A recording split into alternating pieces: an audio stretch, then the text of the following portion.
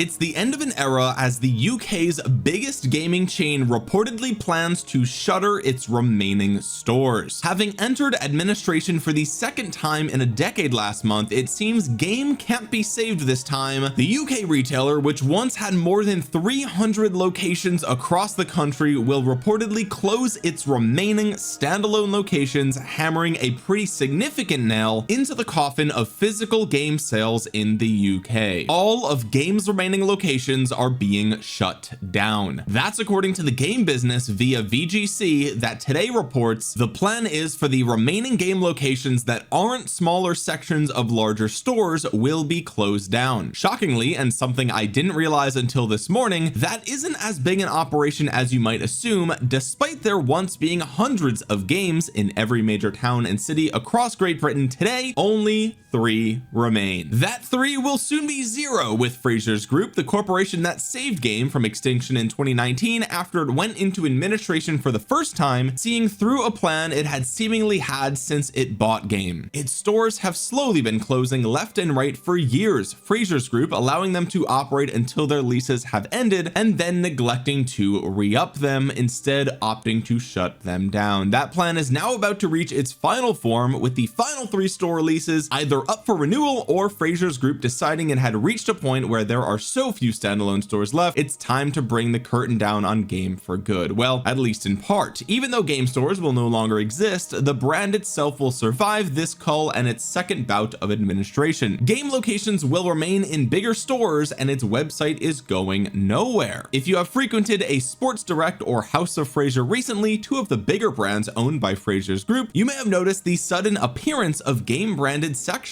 However, if those sections are anything like the one in the Sports Direct near me, they're pretty bleak, a shadow of what Game used to be. And let's be honest, the Game of the last half a decade or so was already a shadow of its former self. The Game website will also survive the shutdown of its standalone store, so again the brand will live on. It really is the end of an era though, and indicative of where the physical game market is headed, as it now means there isn't really a high street chain in the UK dedicated to video games. There's CEX, which deals in secondhand games, and stores like Smith's, Argos and Curry's, all of which sell video games in their respective consoles, but none of them are focused on video games in the same way that Game was. Guys, this is a tale that is all too familiar to us lately, especially in the last few weeks, when we've got articles like this saying GameStop is kicking off 2026 by shutting down over 400 stores in 42 states. The retailer continues to shrink its brick and mortar presence as the CEO races for a $35 billion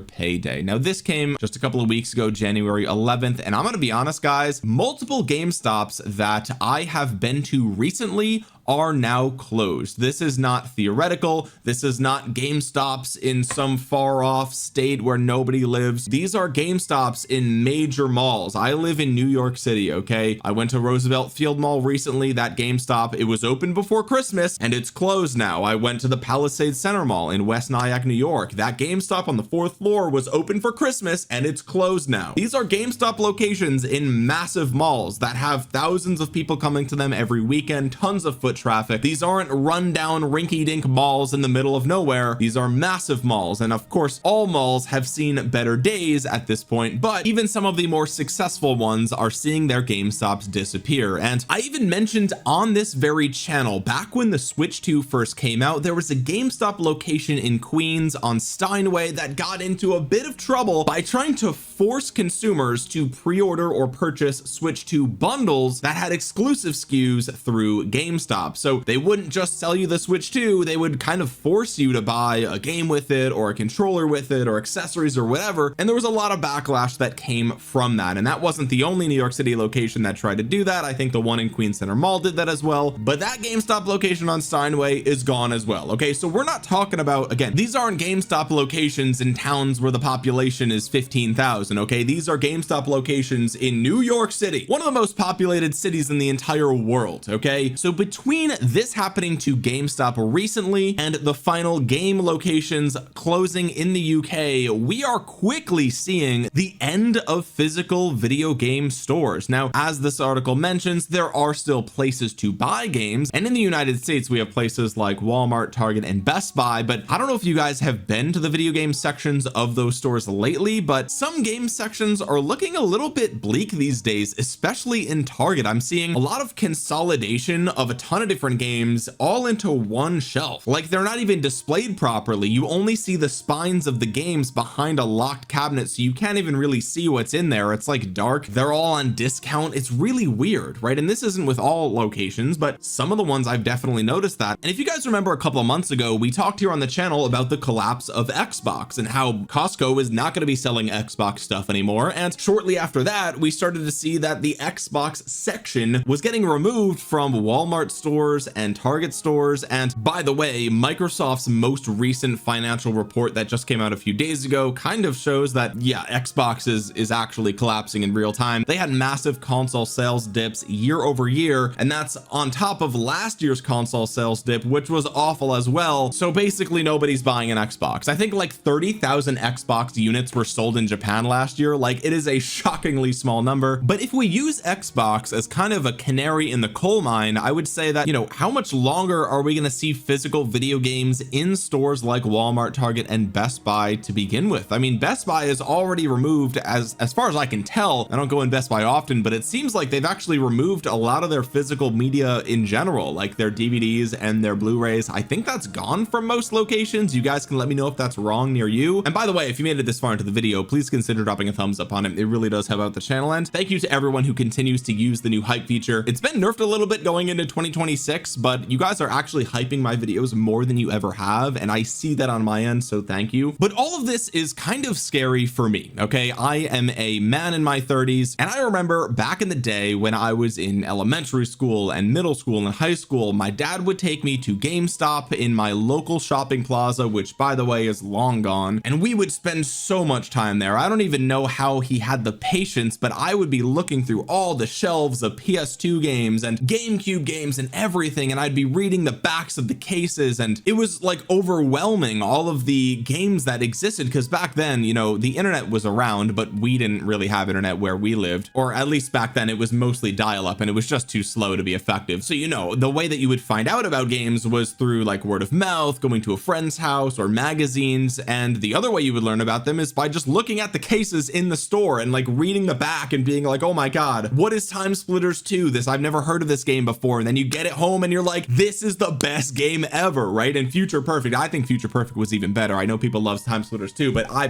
put so many hours in Future Perfect, and to this day I love physical media. I love physical video games, and I mean, obviously this entire shelf back here is proof of that, and this shelf continues to grow. I recently just purchased the deluxe edition of Ty the Tasmanian Tiger Bush Rescue Bundle. This is Ty the Tasmanian Tiger 1, 2, and 4 in HD. Hi, Tiger. You're getting excited about Ty the Tasmanian Tiger, huh? Because I said tiger and you got excited. She thinks I'm talking about her. This is a different tiger. Anyway, it comes with an art book and everything, and I just got the itch to play more 3D platformers ever since I beat Mario Sunshine again over Christmas, so I picked this up. I want to play this game in HD. Maybe I'll actually 100% complete it, but my point is, I still love physical media, and I really do feel like it is going away fast, because once these dedicated stores and once these sections of stores start dwindling and going away, as we're already seeing with Game and as we're already seeing with GameStop, why would physical media continue to exist, right? You might say, okay, well, you know, Game's website still exists and GameStop's website still exists, so you could still buy physical games on those websites, right? And like, yeah, I guess that's true, right? I guess you could still go to Amazon.com and you could still buy physical media through Amazon, but it's like, okay, well, if the only places that will persist that sell physical games are online only, well, it's like, really, that kind of feels like the last frontier. That's going to be like the dying breath of physical media, because I hate to break it to you guys, but the generations beneath us, the younger generations, don't really care about physical games like you and I might, especially when you look at articles like this from just this past November. Okay, this was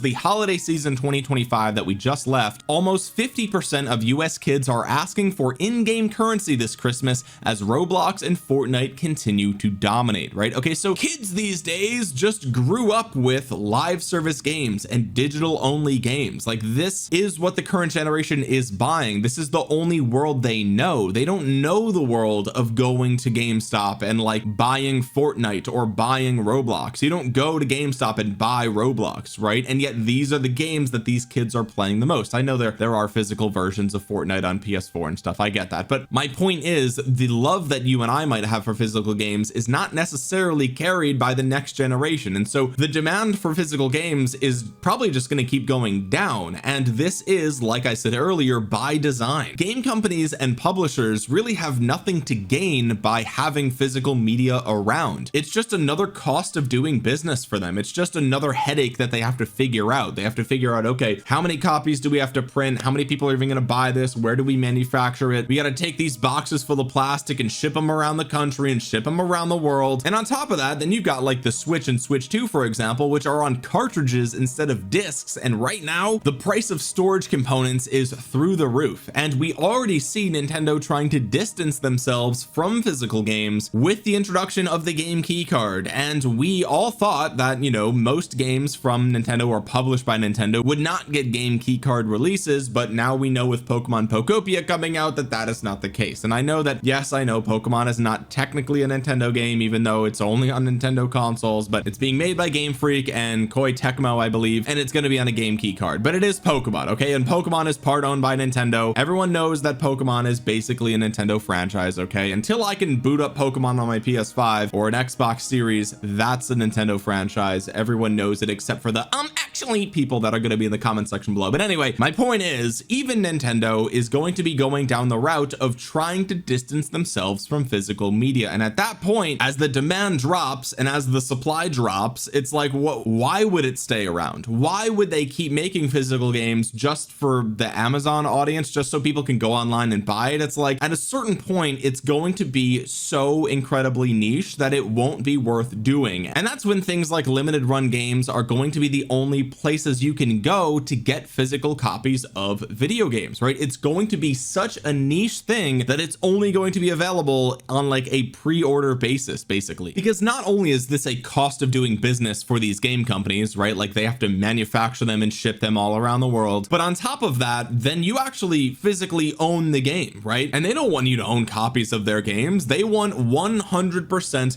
complete control over all of the software, whether you bought it or not. And that's much easier when it's just licensing, right? When it's just you buy it from Steam, it's just a code to redeem a license and you kind of own it, I guess. But once there's a licensing agreement dispute with Steam or whatever the case might be, then next thing you know, you boot up your computer and it's not there. You try to launch it, it connects to the server and it says, sorry, this licensing key is no longer valid due to an expiration of our agreement with Steam, and then GG, you're done, right? And I know that like this sounds dystopian and it sounds hyperbolic because it hasn't happened yet, but it kind of has happened in the case of certain titles that were once on the PlayStation Store. We saw this with movies, but there's literally nothing stopping them from doing this with video games, right? We've got the PlayStation Store removes purchased movies from libraries after service shutdown. Then there's the Crew example that everybody points to. Ubisoft is deleting the Crew from players' libraries, reminding us we own nothing. This was in 2024, and this was kind of the spawn point of the Stop Killing Games initiative, by the way, which is desperately needed. And you know, look, I know there was some controversy around the Stop Killing Games initiative, but the bones of what the argument are great, right? The idea is that video games should not disappear forever as a form of media, right? If you as a company are not going to support the game forever, that's fine. There's no obligation that you should be forced to run a service at a loss, obviously, right? But if you're going to shut down that live service game, you should be required to preserve it in some way and just give that to the public. Like, I mean, if you're going to shut it down, that means you're not making money on it anyway, so who cares? You still can own the rights to the IP and then later down the line change your mind if you want to. Okay, I've digressed a little bit, but my point is, if these companies no longer have to commit to a build version that they put on a disc or they put on a Switch cartridge and put in a box and ship it out to game stores, then they don't have to commit to really anything. It's literally just a digital download. That's all it's going to be, unless they have a deal with Limited Run Games or a similar company. And as games get more and more digital, we start to own less and less less and less of our purchases. And frankly, even at this point today in 2026, really, we don't own pretty much anything that we actually buy, even with the game on the disc. So it's a sad state of affairs, to be honest with you. I obviously don't live in the UK, so I don't have any memories of growing up and going to a game location, but I can imagine that a lot of you guys that are from the UK probably have similar experiences here, like I did, going to GameStop growing up and looking at all the game cases and all this other stuff. And like, I miss that, right? And this is going to be our generation's second blockbuster event, right? Like everybody, at least from my generation, remembers the going into a blockbuster on the weekend and picking out a movie, picking out a VHS, right? Maybe getting some candy if your parents were willing to spend the overpriced amount that it cost there. And then maybe you would get a pizza at the local pizza joint, or maybe you had a Domino's or a Pizza Hut nearby. And like, that was the weekend, right? Not only was it just movies, but it was games. You could rent video games. I remember my cousin and I, we would go with his parents, and sometimes we would rent games as well. I don't even remember the games that we would rent back in the day, but my point is, like, it seems like everyone from our generation remembers even just the smell of walking into a blockbuster, what that was like. And with the disappearance of physical game stores, we're gonna have that same sort of feeling not too long from now. And don't even get me started on game manuals, bro. I miss game manuals so much. I actually didn't even have this one as a kid. I only got into World of Warcraft later on, but I bought this just because I thought it was so cool, and it was super cheap, just to like look at all the pictures and the colors, and like, it's just so 2004 coded. It's just, I don't know, maybe I'm just a freak, maybe I'm just a weirdo, maybe I'm a boomer, but it feels like when a game is digital only, my progress matters less in my mind, right? Like, I don't know, I can't explain why, and it doesn't make any sense logically, but like, I'm way more inclined to beat Pokemon Fire Red on a cartridge than I am on my computer or on some sort of emulator on my phone. I know it's the exact same game, and I know there's quality of life enhancements, and you can even make the resolution better, like without stretching it or anything. Like, it looks a lot better, but there's something about just holding it and owning it and saying, this is where my progress is. This is the story that I completed. This is the culmination of the hours of all of the grinding and completing the Pokedex and all that other stuff. Like, this is it right here, right? I can touch it. It's real. All the things that I did in this game is real because here it is, right? And I know this is a plastic case. I got rid of the cardboard box when I was a kid, and I regret it tremendously. This is a custom case that I purchased, but this is my original. This is the copy that I got at the GameStop that no longer exists, right? I remember actually getting it there. Okay, so I don't know, again, I feel like maybe I'm just a boomer. Okay, maybe the kids these days don't understand, but like, please let me know in the comments if you understand what I'm talking about when it comes to making progress on a game. Like, I don't want to grind a game if I can at least hold something in my hands and say, this is what I did. This is the grinding that I did. It's right here. Even with live service games like World of Warcraft, I know you don't need the discs anymore. I know that that's a long time gone, but at least I can say this right here. This is the thing that I've been grinding. This is the thing that I put 100, 200, 500 hours into or more, right? There's over 7 million online, by the way, which who knows if that sticker's still accurate. I highly doubt it. But anyway, at this point, I'm off on a super tangent, but hopefully you guys kind of get where I'm coming from, and maybe you can relate a little bit and took a trip down memory lane with me here. But that's going to do it for today's video. I know uploads have been pretty scarce the last couple of weeks, and that's just because frankly, there hasn't been any interesting news in the gaming world in the last couple of weeks, at least to me. That's the entire point of this channel, by the way. This channel is not like my main source of income. I've declined a bunch of sponsors for this channel. Like, there's no ulterior motive. I don't have affiliate links. I don't benefit from Access Journalism. There's literally, I'm not running this channel for any other reason other than because I just like to talk about things I like to talk about. And if there's nothing that I want to talk about, I'm not going to force myself to make a video. And honestly, there just hasn't been a lot of stuff that's interested me in the news the last couple of weeks. So I don't want to just like force out daily uploads, just trying to scrape together something to put into a title and thumbnail. That's just a waste of your time. It's a waste of my time, and nobody even cares. Hopefully news will pick up over the next couple of weeks. I know typically the beginning of the year is pretty dry as we come off of holiday and we come away from those game releases that happened in October and November and December. So I anticipated this dry spell. It's a bit more dry than I thought, but it is what it is. I don't want to just flood you guys with garbage videos. If I did that, I would be no better than all these Nintendo fanboy channels that have like 10 videos talking about upcoming Nintendo Direct rumors. Oh my God, it's gonna be crazy. Meanwhile, they're just going to announce like 15 game key cards and that's going to be it. What do you guys think they're going to announce? Do you think we're going to get more information about Duskbloods or like maybe Elden Ring coming to the Switch 2, or are they finally going to announce COD or GTA for the Switch 2? I don't know. Bunch of big games that have been out for years coming to the Switch 2. That warrants at least 10 fake hype videos. I mean, come on. If you did make it to the end of the video, consider dropping a thumbs up on it. It really does help out the channel a ton, especially now that they've kind of nerfed the hype feature. Maybe I'll talk about that in another video. And you guys might think you're subscribed to the channel because you've seen a bunch of my videos, but you're actually not. Double check down below.